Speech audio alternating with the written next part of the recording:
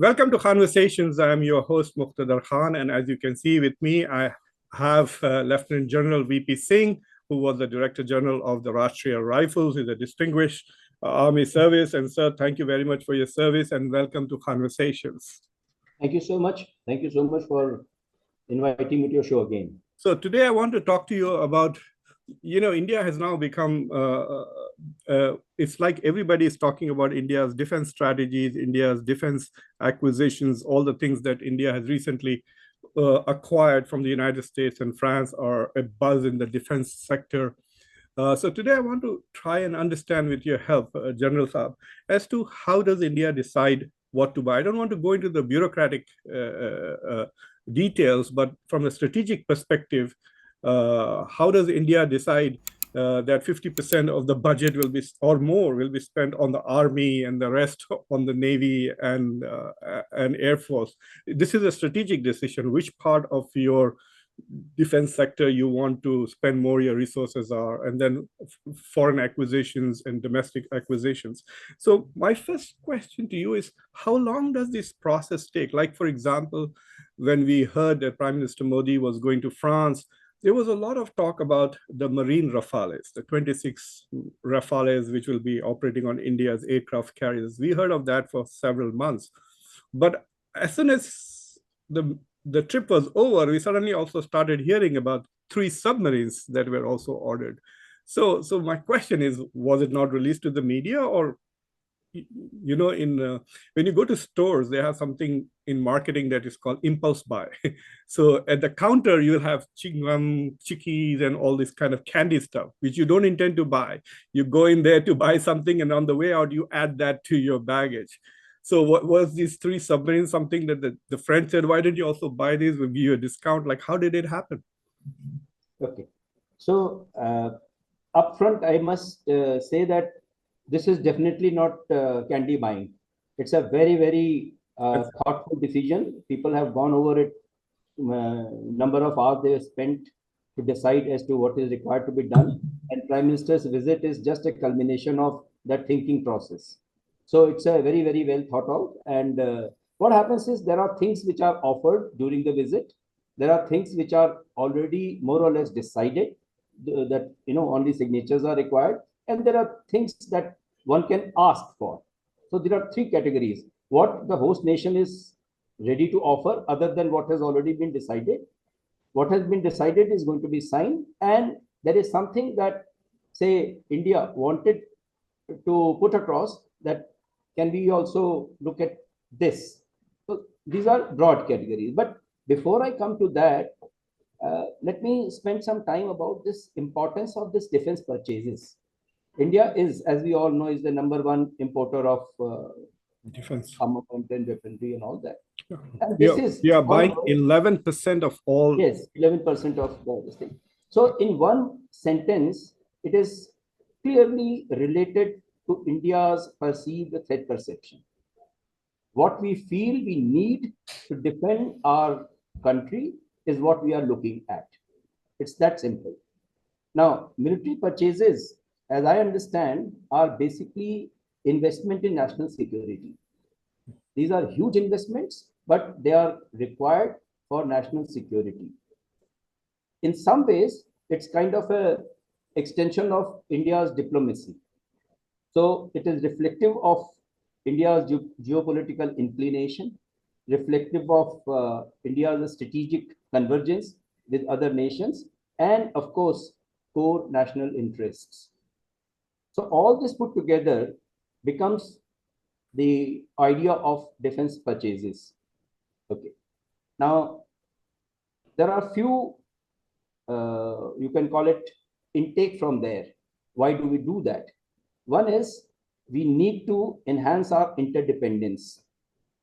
And I'll come to it later that how this happens. But moment you start putting each other's national interest into each other's territory, interdependence, you also become kind of partner in crime, if I use the word.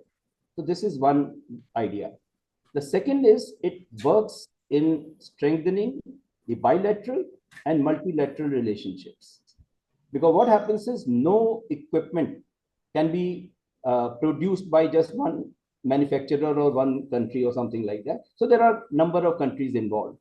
So this is a very, very potent tool to develop multilateral relationship with other countries or countries with like alignment, you can call it, or like-minded countries.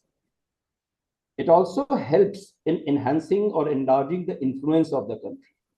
After all, when your military might is rising, your influence also automatically increases. And last but not the least, it also enhances or deepens our trust. I'm talking about the trust at G2G level, trust between people to people, and trust between two nations.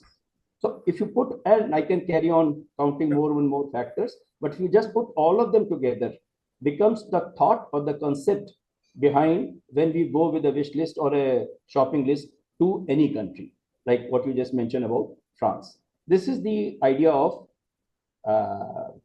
you can say, defense purchases.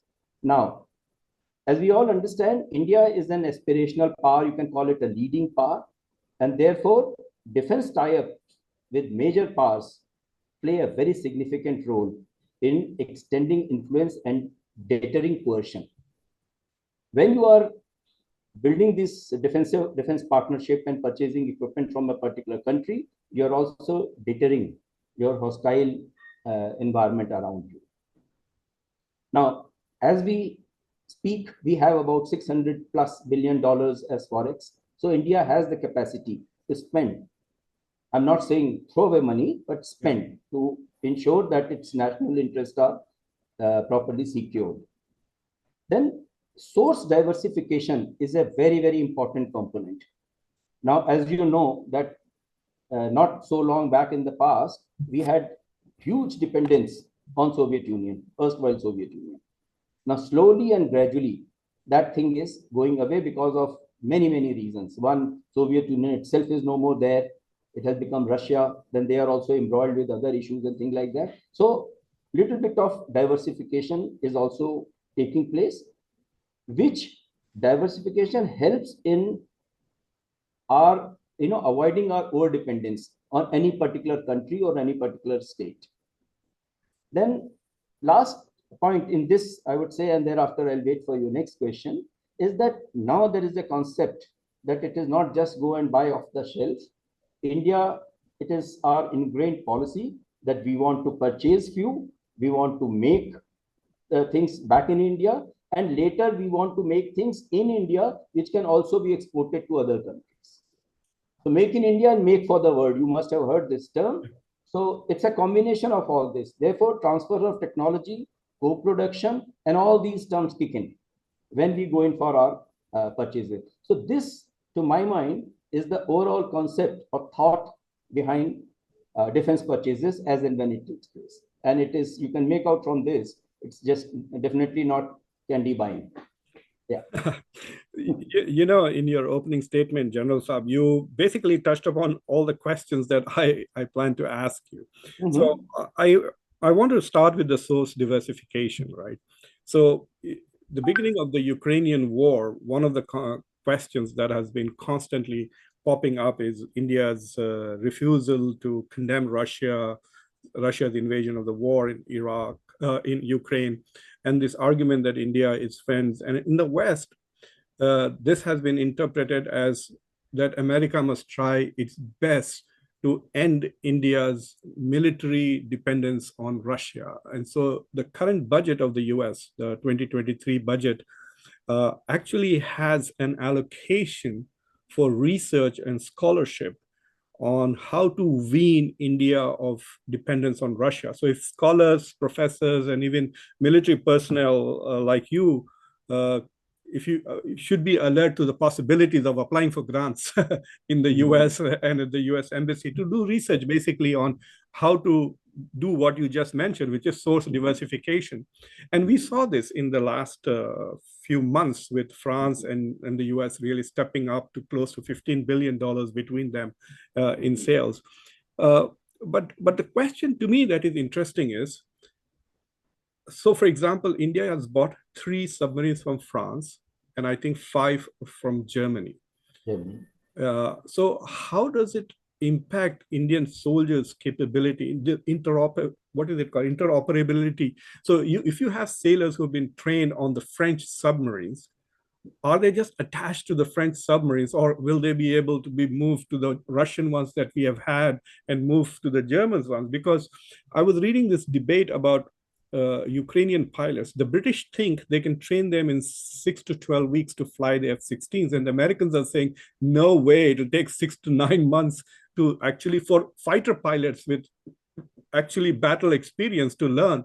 So if it takes so long to adjust in technology, will Indian sailors be able to, like let's say in action, the French submarine is sunk and you have sailors, can you just ship them to the German submarine and the battle continues? How does that work? Yeah. So there are a few issues. One is that when you say submarine, the basic modality of operating a submarine remains same. It's not that the French submarine will be, hugely different from, say, a German submarine or an American submarine. The equipment and the weaponry and other things, of course, they differ. You are absolutely right.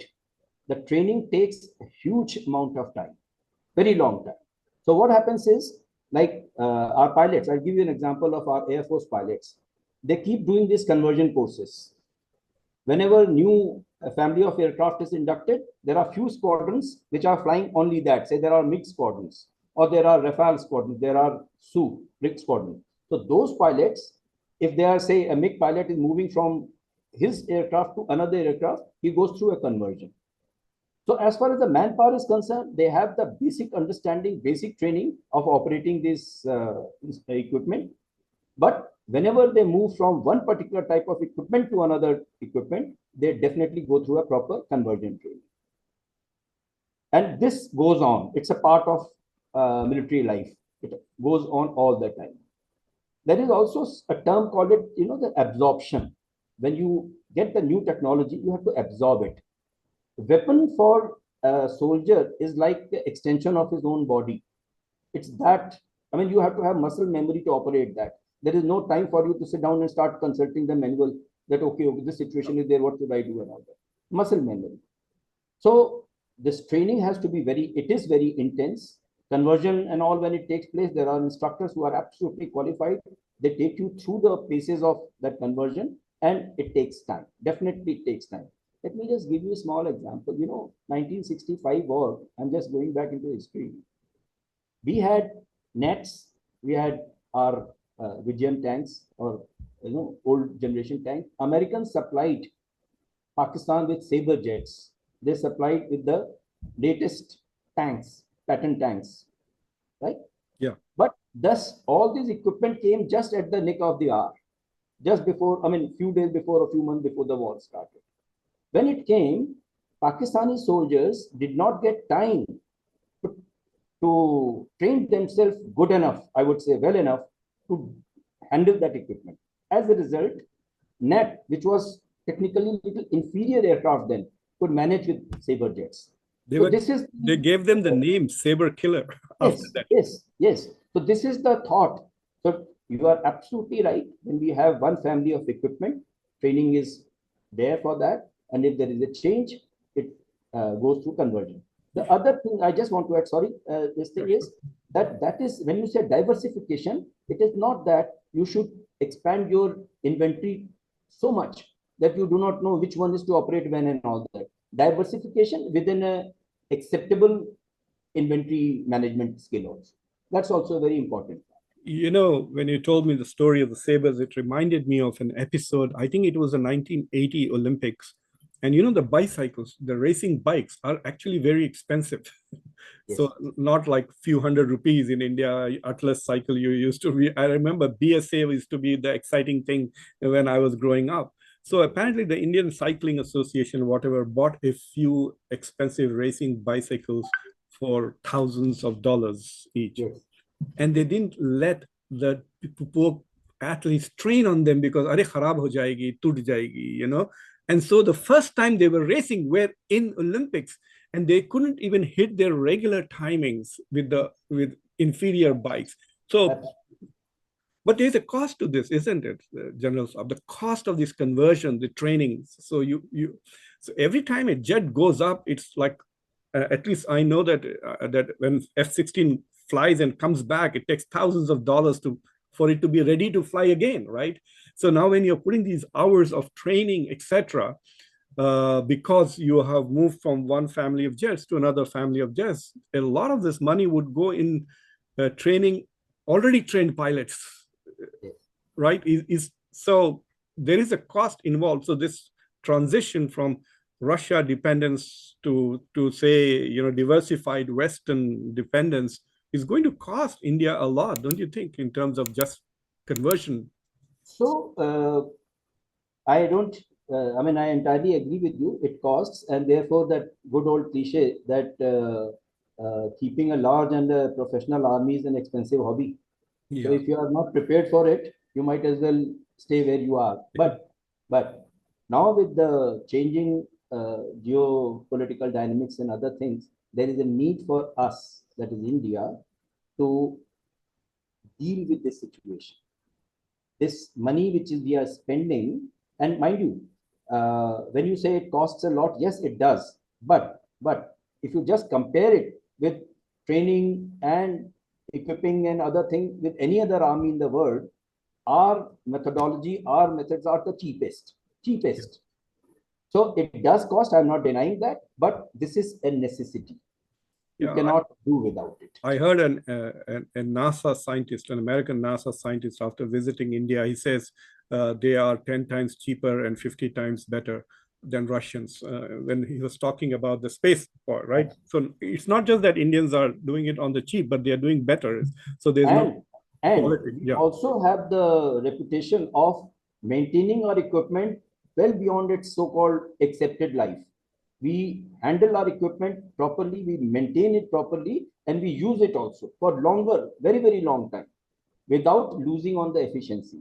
So this kifayat sari, if I use the word, is Yeah. ingrained in our nature or in our culture and our training and everything else. The first week that I came to the US, I was horrified at the use and throw of Absolutely. the glasses. I couldn't throw the glass away. And, and this American friend of mine saying, "What are you doing with it? You finished?" Toss. Yes. I said, "I can't toss it. I can drink it again." So in my first few months, I used to carry them with me in my bag, even coffee cups, and then I would just rinse them and use them again. But now I Yes. have got all the bad habits of use and throw. I wanted to talk to you about this strategy of Atmanirbhar, Make in India, and there's a lot of discussions. I was looking at the allocations in the budget. There is about $24 billion in acquisitions, and besides the international one, there is more and more emphasis to buy from local defense companies. So I understand that in the long term, the real powers are those who make their own weapons and fight with them. Yes. If you're buying other people's weapons and fighting with them, you are not a real power, in my view, at least. Yes. So India's goal to become Atmanirbhar, have its own defense technology, have its own defense manufacturing, because if wars last long, like Russia-Ukraine war now, in the second year, then you need to be completely, self-reliant in order to be able to fight for a long period of time. But in the short term, that could be a major risk for the national security, right? That you are dependent on external. So, for example, these orders, I was reading that there was so much fanfare about the F414 engines coming from the US. But when I read about it, I mean, it's going to come to fruition in many, many years from now, perhaps even 10 years. So while the excitement is today, but the net results is 10 years. So how does this Atmanirbhar versus, foreign acquisition, how do you balance that to ensure that both the short-term and long-term national security goals are preserved? Okay. So let me answer it this way. Just take the example of, and it is then applicable to all the scenarios. Prime Minister's recent visit to France. Yeah. Two things happened. One, 26 Rafale were bought off the shelves. Yeah. Right? Yeah. And second thing, there was this a kind of an agreement, a term called Horizon 2049 or 2050. Now, this Horizon 2050 is a long-term roadmap of India-France defense partnership. Now, what we need immediately was taken off the shelf. But this Horizon 2050, when we talk about it, between this 26 Rafale to Horizon 2050, when India also aspires to become a developed power, there are a lot many things are going to happen in between. Now, the only thing which remains constant in this journey is that no point in time to allow your defense to weaken. So what is, say today, if I have I'm just saying wish list, I need to have 800 aircraft or 900 aircraft of top of the line aircraft, cutting edge technology. I can't have it. So what we are doing, and our threat is also, has to be kept in mind. So what is happening is, from this journey, from buying off the shelf to that horizon, our defense capability will slowly and gradually increase. Now, it is a known fact that our manufacturing is a weak point at this moment. And therefore, when Prime Minister or the government launches the ideas that Atmanirbhar Bharat or Make in India in 2014, Atmanirbhar Bharat in 2020, it is basically guiding the nation and its capabilities to a particular road. We are moving in that direction. And therefore, what happens is, like, just give an example. We are now aiming at this point in time to increase our defense manufacturing capacity or capability to 25% of our GDP, which was low earlier, now 25%. Now, capital procurement, that is the equipment and other thing that we are buying from outside, there is an embargo now. There is, those lists have been taken out that you cannot buy this equipment from foreign vendors. You have to produce it in India. So this compulsion is going to drive our industry. And of course, beyond that, the incentives to slowly and steadily enhance our manufacturing capability. Now, for this indigenous procurement, the target has been set 68% by it is 2022 and 23, which is to be increased to 75% next couple of years. So this is the steady race which is moving. Then I mentioned right in the beginning that we always do the deal with terms like transfer of technology, making in India or manufacturing in India, co-producing with other countries. So if you put all of them put together, then you will get the idea that how we are going to enhance this. Remember one more thing. There is no equipment which you can, any country across the world, even today, produce the entire equipment on its own. Nobody can do that. I'll give you the example of Su-30. HAL is producing it. Now, for this production, there are 14 manufacturers in 6 different countries. And it is considered to be an indigenous production. So you take any equipment across the globe, there are vendors, there are manufacturers who are producing a component of that. Yeah. Then, and there's a critical component, there are, other component, but it is and that is why, if you take your mind back, in my opening remark, I mentioned enhancing interdependence. So when my industry is producing A part, another country is producing B, Charlie is producing something else, and then the equipment comes on the table, then these 3 countries are basically tied together.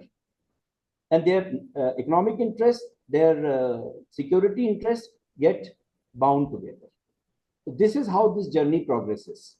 And slowly, India will boost its capacity and will start producing more and more equipment indigenously with the help of other collaborators. And this is how it goes. And another thing, let me say, R&D is a very, very important part of any manufacturing process.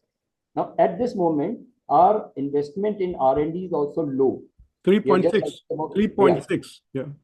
Something like the 0.6 or something like 3.6. Yeah. Israel today, the budget for DRDO is 3.67 or something.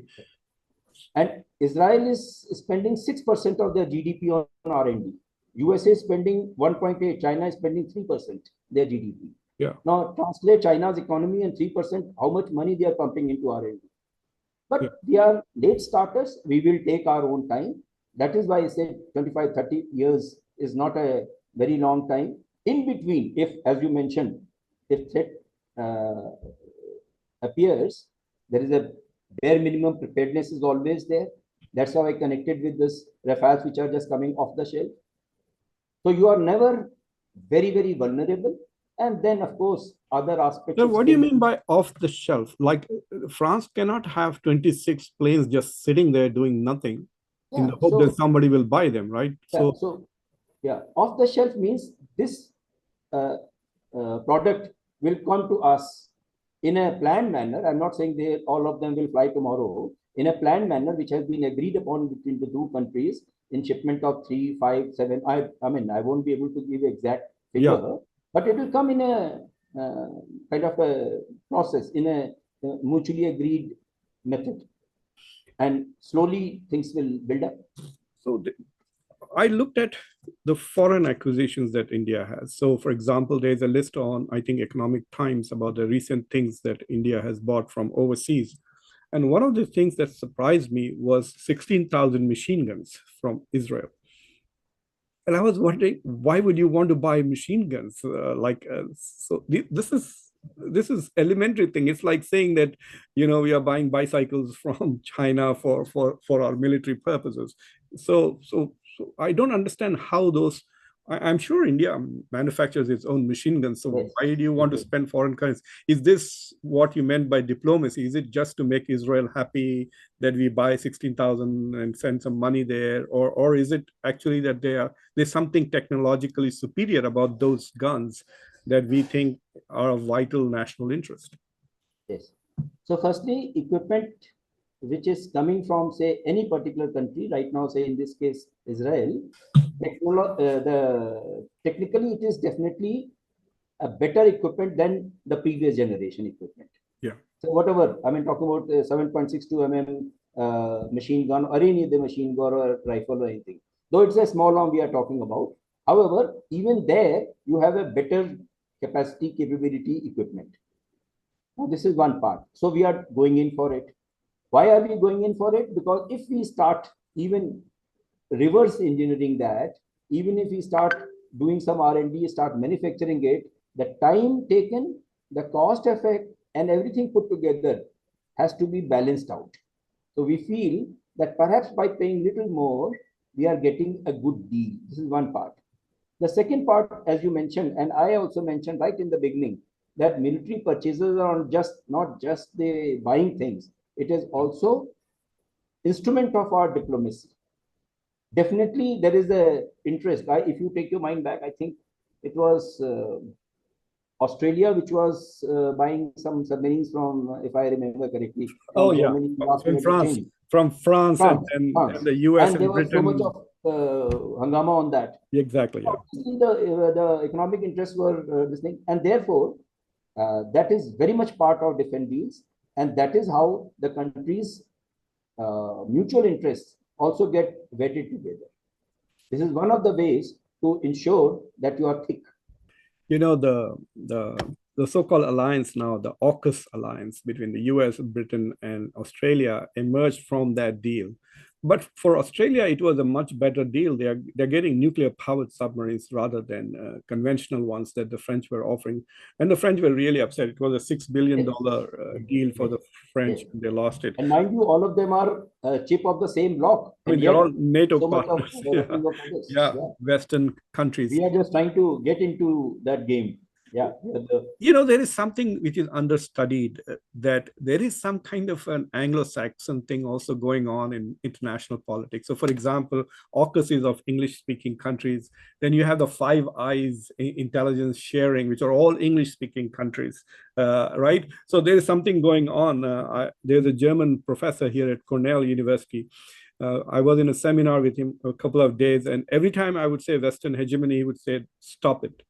There's no Western hegemony, it's Anglo-Saxon hegemony, because the Germans are not hegemonic, and neither are the French." So I was looking at the breakup of India's budget. So the current budget is about 72 point something billion dollars, depends on the currency. So it's about 5.93 Yes. thousand crores, right? Yes. But when I was looking at it, I was astonished that over 50% is just salaries and pensions. Yes. So a huge percentage is just salaries and pensions, because the size of the military force is 1.2 million. And so even they are going to retire. And so their pension is going to balloon like crazy. And so there's only 23 or 4% on maintenance and other stuff, and 28% or something on acquisitions of new weapons, which is the where the rest of the world is focused on. But when I look at the US budget, the US acquisition budget is $100 billion for this year alone, which in total budgets would be third after US, China in just the things that they are buying. But the biggest component of the US budget is operations, which is the cost of going. I remember asking a US admiral as to how much it had cost for the US Navy to suddenly divert itself from its other operations and go help Indonesia after the tsunami. And he says, yeah, people never factor that in. They just look at how much was given as aid, but the amount of money we spent as first responders. And I said, where does it come from? And he said, well, it comes from our operations budget. So I was looking at the Indian budget, and there's no mention of operations budget for military activities, like in Galwan and this and that, patrolling. How do you see that, sir? Yeah. So, for most democracies, and especially developing democracy, there is always this fight between bullet and butter or bullet and bread. It's a constant fight. Development And versus leadership, defense. and it's the biggest challenge that any democratic leader will ever face when he or she has to pull out money to buy weaponry at the expense of looking after the welfare of its own countrymen. So India traditionally has been walking a very tightrope walk, I would say, and maintaining a very fine balance between these two dimensions. I'm talking about the butter and the bread. And there is a philosophy behind it. Because if you have actually gone in for, just arming yourself and becoming a huge military power, then we have seen the end of these big military powers when their own people became hollowed absolutely. Yeah. And they ended up. So what happens is that's our philosophy. We maintain a very fine balance. We also understand that number one populated country of the world, if there are internal turmoils in India because of no money available for the welfare or the food for the people, you can have any number of Rafales. It is not going to sort out your internal defense. So the internal dynamics of a country of India plays a very important role in deciding as to how much you want to spend. India traditionally, like as we speak, I think our percentage of GDP, we are spending 1.89 or 1.90. Yeah. And there has been a constant demand from all people, everybody, that India, because of its aspirational, this thing and all that, we must take it up to 2.5% of our GDP at least, if not more. Yeah. And the NATO standard is 2%. Yes. NATO suggests 2% for all NATO countries also. Yeah. And politicians are aware of that, but they are giving a very deep thought to these requirements. They are giving a very deep thought to our national security requirements, as also maintaining the, I would say, the welfare of the people. This is one part. Second is that when we talk about defense budget, of course, there are exercises going on as to how to reduce the pension budget. Agniveer scheme and other thing that we are talking about is also an adjunct to that initiative. How to cut down your pension establishment. But this is one thing which I don't think we have any escape that we cannot maintain, because if the soldier has fought for the country, least you can do is to take care of him when he is old and not capable of looking after himself. So pension establishment, there are people who are involved in thinking as to how to bring it down. There are different models. It's not the time for me to discuss those things. Yeah. To create some sort of a balance and put in more and more money for new acquisition, Okay. Another component which will kick in here when we talk about the Atmanirbhar Bharat. So if we can send a Chandrayaan to moon with one fraction of the cost of, say, some of the Bollywood or Hollywood movies, say 10 years from now or 15 years from now, when we start making our own weapon systems and other things, this cost will also come down. With India's GDP rising, India's economy becoming more and more, so 1.9%, what is today, turning into so many billion dollars, when your economy becomes the third largest, those many dollars additional will come. So percentage of GDP as defense budget translated in terms of actual money will also keep swelling up as country becomes more and more economically prosperous. So when you put all these factors in a loop, you get the sense as to how our defense budget is planned. Sir, and of course, sorry, for just one last line. Sure. You put up any finance minister's speech in parliament when she or he presents a budget, her last line or his last line will always be that for the defense of the country, no budget is the limitation, nothing will be left to chance, and nothing, I mean, every resources will be provided. That's the bottom line. If push comes to shove, India will do everything possible to defend itself. That's the last line of every finance minister. That no constraint for the defense of the country. And therefore, if those situations arise, money will be found to do whatever is required. In the international discussions of defense budgets, etc., you've seen the escalation of defense budgets across European countries, and the Japanese are promising to actually double their defense budget pretty quickly, very rapidly, right? They are around at $45 billion. They want to go to 100 billion. Not only that defense budgets have been increased, but a lot of other countries like Germany and France and others have started buying a lot of F-35s, etc. And there is a lot of discussion that in this current year, India's budget, even though there's a lot of talk that it's gone up by 13% or something, is actually not comparable to the rest of the world's increase in budget. Do you have a thought on that, sir? Yeah. So you see, all these countries that you have named, they have their own history behind it. Yeah. Japan has remained a very inert power for very, very long time. It is just last 10, 15 years that they started seeing the threat, and they started waking up to the thought that we need to protect ourselves, we need to defend ourselves. Of course, they also had an advantage of American umbrella with their forces already deployed in Japan and things like that.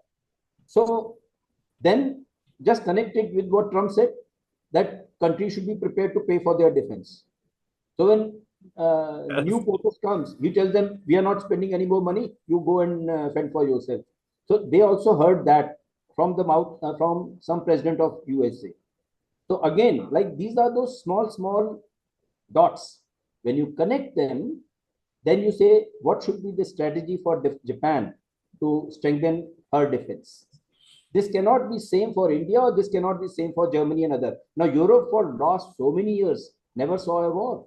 After Second World War, there was no war. But this Ukraine conflict has changed all that. Now, suddenly they woke up to this idea that this can happen to us tomorrow. And therefore, they are also waking up to this idea. So what happens is every country has its own historical experiences. And 50, 60 years is a long time. When there is no war, suddenly you say, oh, I need to fight maybe tomorrow. If it is Ukraine today, it could be somebody else tomorrow. And therefore, the thought starts churning. Japan does it differently, India will do differently, and of course, Germany and France and others, they will do it differently because they have to, they will be facing a different kind of a threat vis-a-vis, say, Japan or India or any other country. I have no evidence, so everybody who's listening, this is a speculative question. I've not read anything, and so it's just a thought that I'll give you a speculative answer then. Yeah, of course. I'm looking at what's happening in Manipur. And from a purely strategic perspective, it looks to me as if we now have two problematic things, Kashmir and Manipur. You have two border states where Indian military is deployed. And if if by any chance there was a foreign hand behind what's going on in Manipur, and it's an opportunity for China to essentially destabilize India and these borders, and now today all this violence in Haryana, so close to the capital. Do military thinkers factor these things in when they are doing an assessment of the threat environment to the country? That like, do they have some idea of how the domestic stability is varying? Like, for example, if I had asked a question of the chief of military, say before May, and said, on a scale of 0 to 10, how stable is India? And now, do you see that there is a variance in domestic stability? I'll give you two answers. The Okay. first answer is this question is out of syllabus. Yes, it is. It just occurred to me when I was No we were issues. No talking issues. about it. Yeah, No yeah, issues. Yeah. yeah. So the second answer, I'll tell you. Just I think day before yesterday, our previous chief, General Naravne, talking in one of the seminars, he mentioned the same thought, what you just mentioned. Yeah. Is there a possibility of any neighboring country trying to, stoke fire or some problem, creating problem? Now, as a military man, my answer will be very simple. This possibility cannot be ruled out. Number one.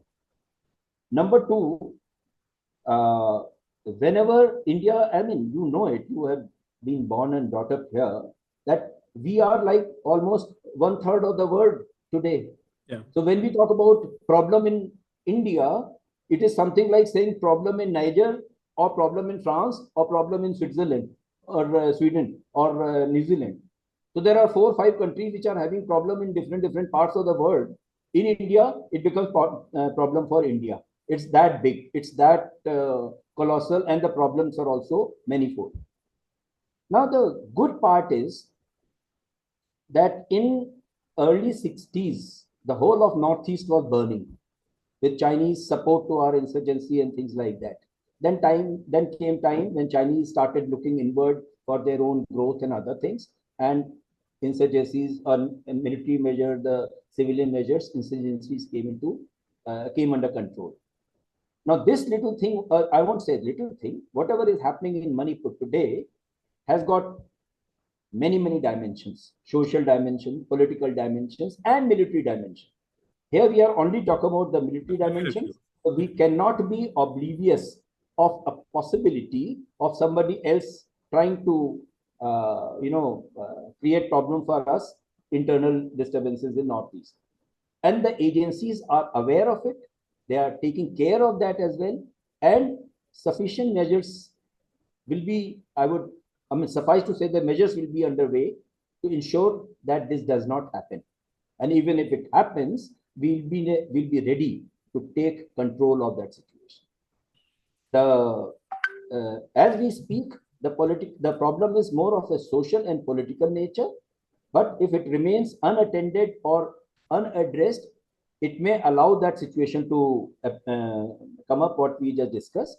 But I'm sure the leadership is quite aware of this. They are also aware of the dangers involved. They will be able to manage it. They'll be able to manage it. For some time, yes, of course, it will remain the headlines and BBC or this or that, for whatever it is. But it's not for the first time that we have been confronted with similar problem. It is not the last time. But India, with its history, and we can check that, we have been managing these issues. It will be managed. Military dimension, of course, people are thinking about it, and measures are in place to deal with it. General sir, thank you very much for such an erudite and thoughtful and honest and candid discussion. I'm always happy to talk to you, and I hope to cut back to you again soon. Thank you very much for being on Khanversations. Thanks a lot, Professor Saab. It's always very, I would say, enjoyable to have a little chit chat with you. Thank you so much for inviting me here.